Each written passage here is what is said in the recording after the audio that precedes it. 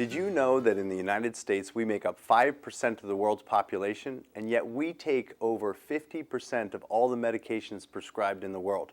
That's a staggering statistic. 50 years ago, when you took a medication, it was generally going to be used for short-term use. So think about taking an antibiotic. You got sick, you got an infection, you took an antibiotic, you were on it for a week or two, and then you were off it again. And 80% of the medications 50 years ago were created for short-term use. Today, 80% of the medications are being created for long-term use. So think about the medications that people are being put on. We call these lifestyle medications because they're being prescribed to treat problems that you really have because of your lifestyle.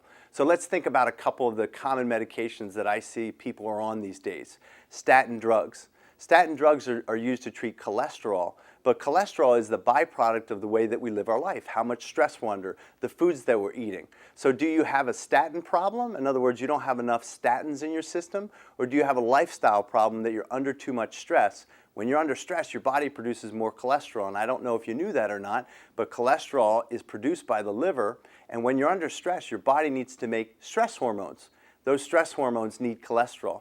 And many people don't know that they can affect things like their cholesterol with lifestyle. How about another common drug? Blood pressure medication.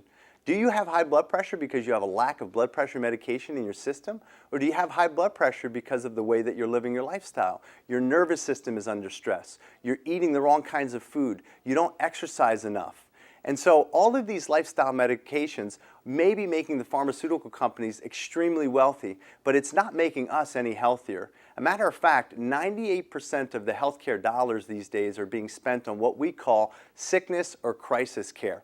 So the average human being, the average American in the United States will spend about $8,600 a year on healthcare. So first of all, think about that statistic. A family of four is spending over $33,000 a year on healthcare. And just don't think that because it doesn't come out of your pocket, you're not writing the check, that we're not all paying for it. Even though your health insurance company or the government may be paying for your health care, in the end, we're all paying for it. So when we're spending gobs and gobs of money on health care, and yet we're sick as a nation, we have to ask ourselves, is this the right way? Is this the right paradigm for us? We call it health care versus sickness care. You probably have a sickness care provider, a medical doctor, who provides sickness care when you get sick. But I want to ask you a question. Do you have a wellness specialist who's going to advise you on lifestyle and take care of you so you never get sick in the first place? I am so sick of seeing people come in on 3, 4, 5, 6 different prescription medications because they have problems that are due to their lifestyle. I had a woman come into my practice not too long ago. She was on 13 different prescription medications. They were being prescribed by 4 different doctors. Now think about the logic of this. What if I took a healthy person and put 13 prescription medications in their body? What would happen to that person? They'd get violently ill. So what makes me think I'm going to take a sick person, give them 13 different prescription medications, have these interact in their body and make that person well? That's what healthcare has become in the United States, and we need to change. So I want you to start doing some things. I want you to look through your medicine cabinet and start really asking yourself, am I taking this medication because I have a problem, or am I taking this medication because I have a lifestyle issue? Most problems, most diseases, and think about this, 7 out of 10 Americans will die of 3 diseases. Those 3 diseases are heart disease, cancer, and obesity-related conditions such as diabetes. So 7 out of 10 Americans will die of these diseases, and yet these are the medications that are being prescribed. Things for heart disease, things for cancer like chemotherapy, things for diabetes like metformin for your blood sugar, and yet most of these problems are due to the way that you're living your life. So a good wellness specialist, and remember the word doctor actually comes from a Latin word that means teacher. So what are you being taught when you being put on a statin or being put on a blood pressure medication? Does that medication teach you anything about the way you should live your life? Absolutely not. We run a lifestyle modification program in our office that's called 8 Weeks to Wellness. I see dramatic changes in people's lab work, their cholesterol, their inflammatory markers, things like their blood sugar. We have active diabetics who start our program and 8 weeks later, they're no longer diabetic. They're off all their prescription medications.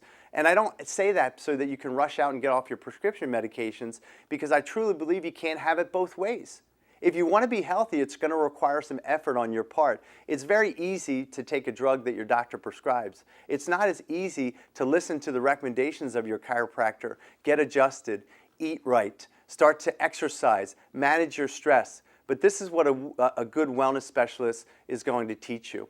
And we need a change in this country. I commend you for being in the office of a chiropractor and seeking out chiropractic care. I want you to stick with it. I want you to start telling other people about why they need a wellness specialist in their life, because I guarantee you that there's not many medical approaches that are really going to be geared towards improving health. They're really going to be geared towards decreasing sickness. And there's a difference. Just because you're not sick doesn't mean you're healthy. The person that feels great one day and has a heart attack was sick the day before they had their heart attack. The woman that feels great one day goes to her OBGYN and gets diagnosed with breast cancer, had breast cancer long before she was diagnosed. So start to seek out the care of a wellness specialist, have a great relationship with that person, ask questions, start to change your lifestyle, and be thankful that you have that wellness specialist such as your chiropractor in your life.